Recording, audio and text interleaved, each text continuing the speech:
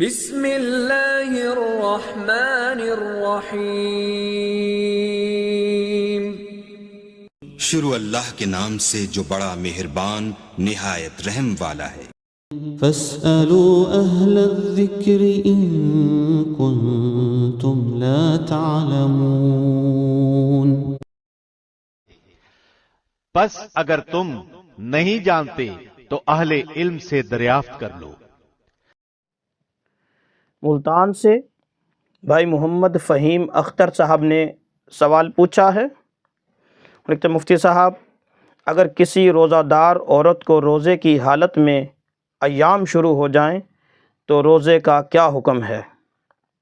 ہم نے سنا ہے کہ اگر زوال سے پہلے حیض آ جائے تو روزہ ٹوٹ جائے گا، اور اگر کسی خاتون کو زوال کے بعد حیض شروع ہوا تو اس سے روزہ نہیں ٹوٹتا بلکہ وہ روزہ صحیح ہو جائے گا، اور اس سے اگلے دن یہ خاتون روزہ نہیں رکھے گی۔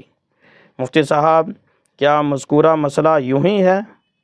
محمد فہیم اختر: جی نہیں میرے محترم بھائی، یہ آپ نے غلط سنا ہے، ایسا نہیں ہے۔